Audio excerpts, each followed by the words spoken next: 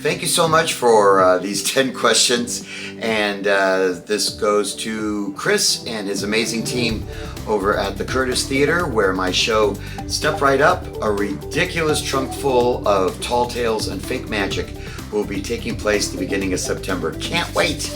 All new show, very excited. So ask away.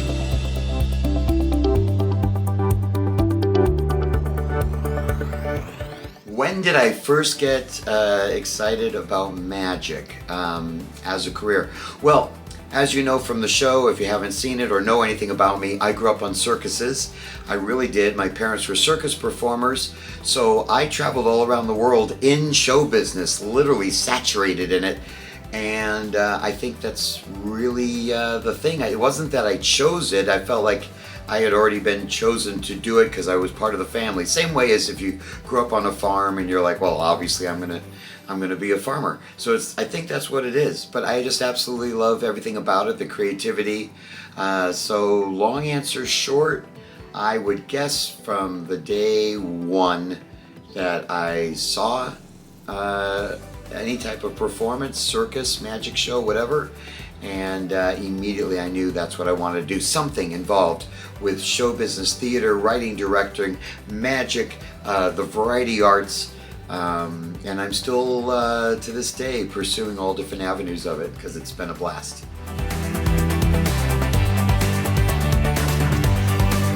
Okay, the very first magic trick that I ever learned and performed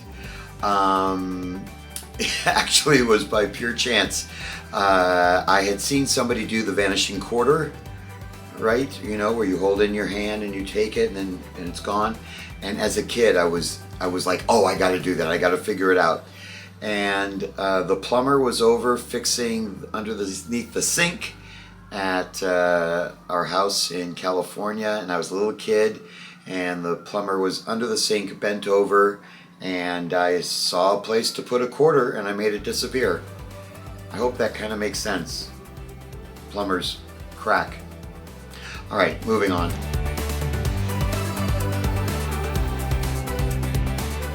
Okay, how does a performer pick the ideal volunteer? It is a art unto itself. It really is. We are constantly evaluating and reevaluating the audience, trying to figure out who would be great, who would not.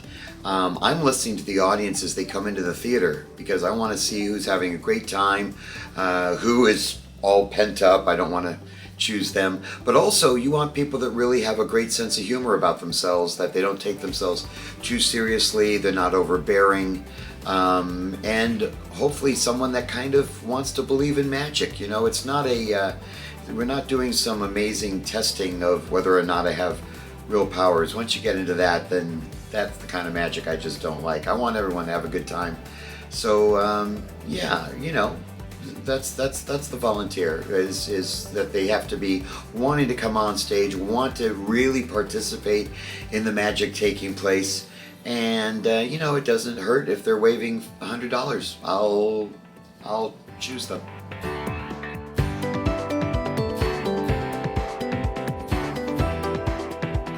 Okay, the worst thing that ever happened to me on stage, wow, do we have 5 days?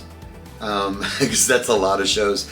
I've been doing this for quite a many decades, and I have fallen off a stage. That happened really early in my career.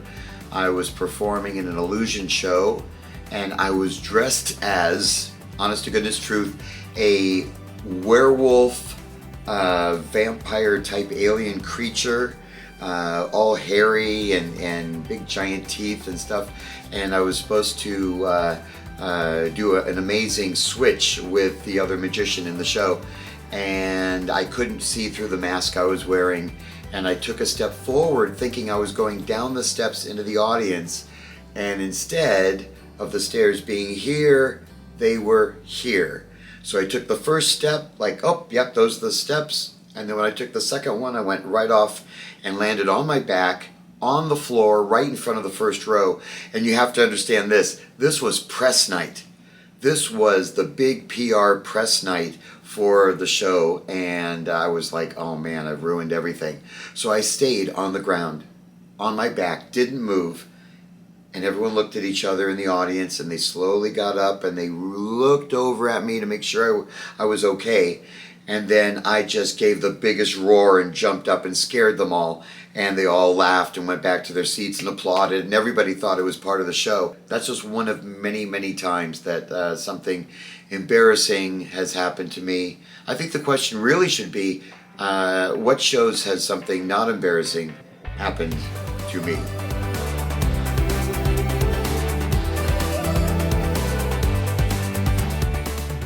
What did my family think when I wanted to go into show business? Well, again, they were already in show business, so for them, they were proud as peacocks. The fact that I was going to continue the family tradition of being in show business at any type of job, any type of job within it, they were just really happy about that. But I will say that my parents did not get that benefit when they told their parents that they were going into show business, because both of their sets of parents were on the East Coast, very conservative. They thought that anyone that got into show business was, is kind of a low life type thing. So when they got married, they met on Ringling Brothers, Barnum and Bailey Circus. My dad was a clown, my mom was an aerialist, and when they got married, both of the parents and grandparents on either side said, well, now that you're getting married, you're going to take life seriously, of course, and you're going to get rid of these fanciful dreams of being on stage, right? You're going to settle down, right? And my parents are like, no, you don't get it. This is what we do for a living. With that in mind, I am forever grateful that I had parents that validated what I wanted to do for a living. And I could not have come up with better parents to deal with all of show business.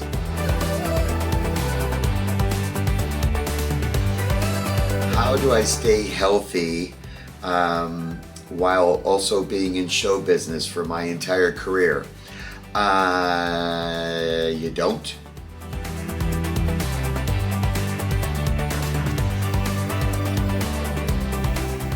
I think they can be interchanged, really. I have always loved stand-up. So when I first started out, I was doing some stand-up a little bit in comedy clubs throughout the United States. I would get in my little Honda Accord and drive thousands of miles and do tours of comedy clubs that would last anywhere from 2 to 3 months. And that was working 3 to 4 venues each and every week, So I like stand-up, and I always wanted to kind of elevate the art of magic so that I wasn't just doing some tricks with a couple jokes in it. I really wanted it to be comedy-based, and that the magic was sort of helping the comedy. I don't think there's a right or wrong. I think that for me, my background is that I trained with improv at the Groundlings Theater in Los Angeles, and I also do a lot of writing and directing on my own with other things. So I just thought that magic is just another vehicle to present comedy, same way as someone like Weird Al Yankovic uses songs to present his comedy. So yeah, I don't know if I answered the question.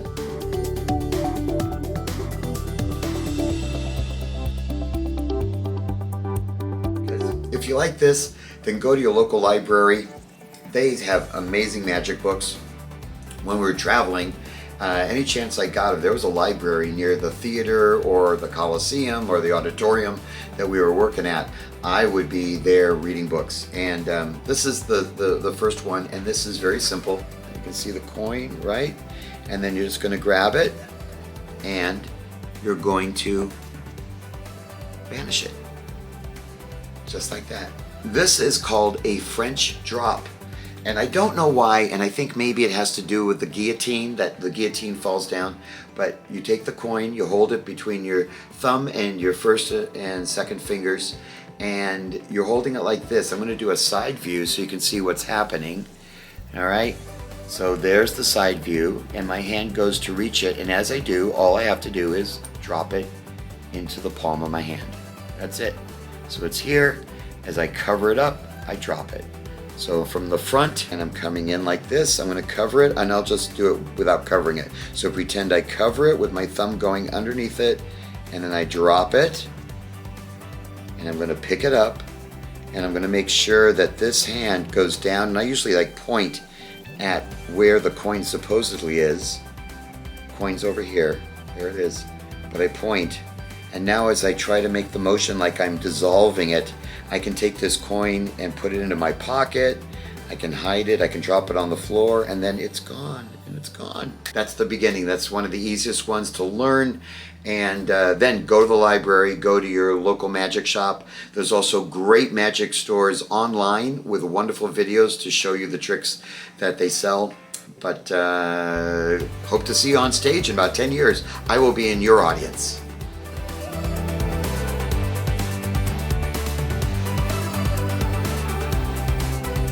Who are my comedy magic heroes?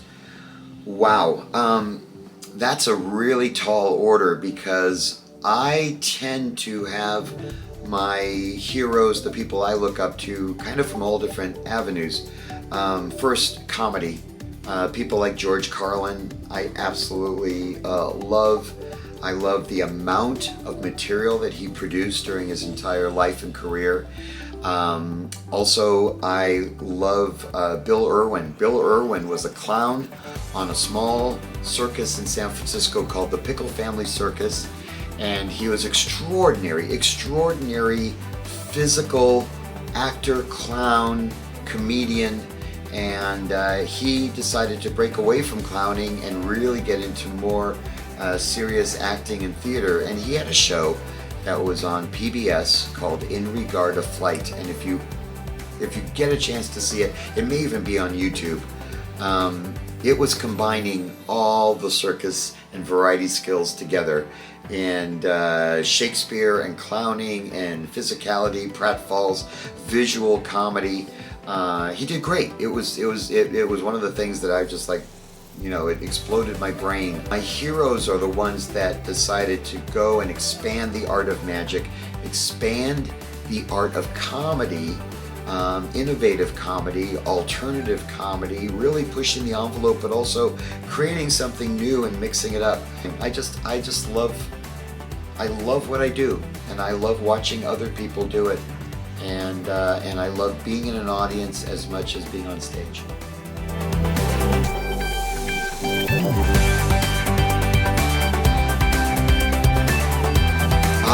The new show. So for those that don't know, I have been touring with my show called The Chipper Experience, where comedy and magic collide, and that's been touring for over 25 years now at performing arts centers and theaters all throughout the United States and Canada, and I've even done some tours over in Australia and New Zealand, and then I also tour with Masters of Illusion, which is based off the TV series Masters of Illusion on the CW network, and I've been part of that television series for the last 10 seasons. Every season you'll see me on the show anywhere from 3 to 6 different episodes, and it gives me an opportunity to try out new stuff, work on new things. The new show. Well, the new show is really dear to my heart because it is autobiographical, and it is talking about my upbringing. Because a lot of people don't know the real history of the fact that my parents were performers, that they met on Ringling Brothers, and they had performed in a whole variety of different types of shows before that and after. My dad started out touring as an assistant in an old-time illusion show. He also did midnight spook shows, which were like live horror shows that a theater, let's say, was showing Dracula, and after the show would be a live magic illusion show that was kind of geared toward, almost like these days we go to a theme park for Halloween haunt, right? That kind of thing. But he did that. He also did a lot of television and things of that sort. So I have literally thousands and thousands and thousands of pictures and slides and photo and memorabilia and old film reels and even videotape of our travels all throughout 2 generations in the variety arts, going from vaudeville, music hall, circuses, and just tons of stories to tell. Not only my stories, but also stories that happened to my mom and my dad, to the 4 of us, my mom, dad, my little baby brother, and myself as we toured. Really funny stories, and I thought it would be fun to mix it all together. So it is a culmination of true stories and tall tales, but again, all true, factual, mixed with original pieces of magic that kind of blend in with the stories. I'm very excited about it. This is the premiere of the show. Some portions of the show have already appeared on stage to work them out during the last couple of years, and some are extremely new. And I'm excited about it. Just talking about true life and what it's like to be a performer and what it's like to be the son of 2 performers and this crazy thing we call showbiz. Thank you guys again. Thanks for listening to me. I hope the answers worked for you, and hope to see you at the show. Alrighty, all the best, and take care of one another. Love each other. Talk to you later. Bye-bye.